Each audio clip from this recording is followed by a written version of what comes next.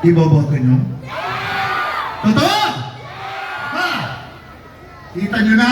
May mga abogado ako, may pastor ako, wala naman silang pastor. O ngayon,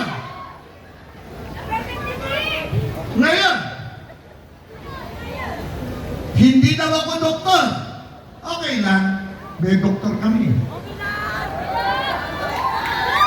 May doktor na kami, marites pa, pareho nyo. Paano nyo makakalimutan yan? Sino ang doktor ng PDP? Sino? Marites! Anong numero? Number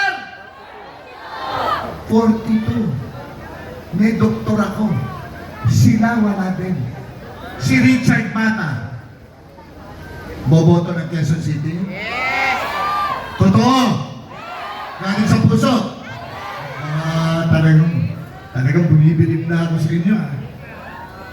O ngayon, meron ako ipapakilala pang isa. Nagsalita na rin kanina, di ba?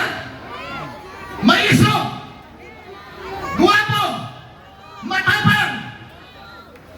Atty. Vic Rodriguez! Numero? 5-6! Numero? 56 sa balota! Numero sa Bombay. Abogado! Baboto niyo? Makalimutan yun. Atik-atik. Boboto niyo? Yes! Kayo? Totoo? Walang pulaan? Ha! Alam niyan, boboto niyo silang lahat, ha? Ay, paano naman ako? Na. Tama na, tuloy na. Ako na lang natitira, lahat sinabi ko na. Tutulungan niyo ba ako? Ano numero ko? Hindi ko kayo marinig. Ano numero ko? Ano? Ano? Ah. Walang pawian yan, ha? Loko! Iisang bitukan natin, ha? Kung ano kinakain nyo at pinagkakainan nyo, yun din ang pinagkakainan ko at kinakain ko. Tandaan nyo yan? Advokasya! Ipagpatuloy ko ang naiwanan laban ni Tatay Digong. Labanan ng korupsyon, kriminalidad at iligal na droga. Gusto ko pong manumbalik ang tiwala ng mga Pilipino na magkakaroon ng kapayapaan, katahimikan ng ating bansa, na makakauwi ang inyong mga anak na ligtas, hindi makikita, hindi magagahasa, hindi mapapatay. Gusto nyo, ayaw nyo?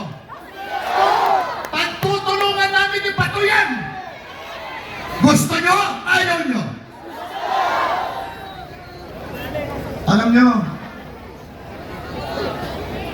Alam nyo, huwag na tayo magpabudol. Ginagawa tayong mga tanga eh. Magpapabudol pa ba tayo? Sagutin nyo po ako, Quezon City. Magpapabudol pa ba tayo? Kayo diyan sa likuran! Magpapabudol kayo! Alam ko, dahil alam ko naghihinagpis sa mga puso nyo. Pareho namin! Kaya nga po kami ang pinili ni Tatay Digong. Nakita nyo po mga senatorials natin. Ang mga kasamahan ko. Tiwala ang ibinibigay sa amin ni Tatay Digong. Alam niya, may pagpapatuloy namin ang kanyang naiwanang laban para sa sambayanang Pilipino. Trabaho para sa mga Pilipino. Gusto? Totoo? Kailangan maalagaan ang agrikultura. Kailangan maalagaan ang lokal na industriya natin para hindi na po umalis ang mga mahal nating OFW para magtrabaho pa sa ibang bansa. Gusto nyo trabaho? Iboto nyo si Ibe. Gusto nyo ang trabaho? Ikaw! Ikaw ang sumasagot dyan. Gusto mo ang trabaho? Galing sa puso mo? O galing sa ano? Galing sa puso. Ito, tandaan mo. Ito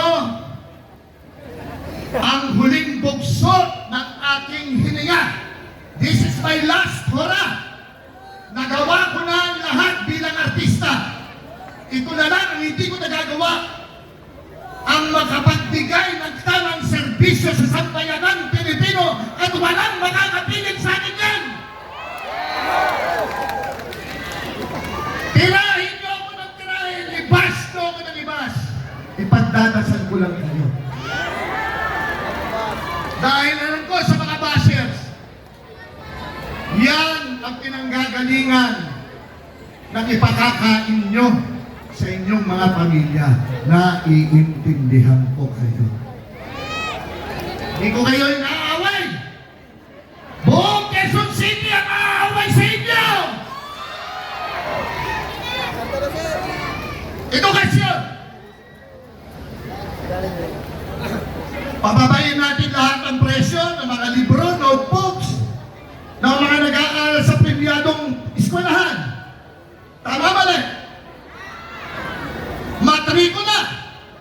Pababayin natin. Tama mali? Public schools.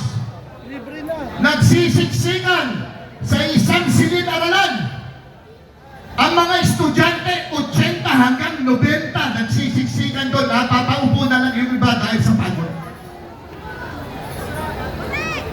Dagdagan ang pondo para sa edukasyon ng kabataan dahil kayo ang pag-asa ng ating bayan. Panghuli!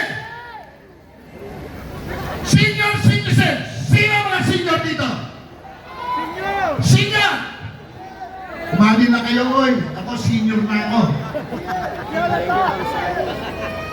Dagdag pensyon para sa inyo!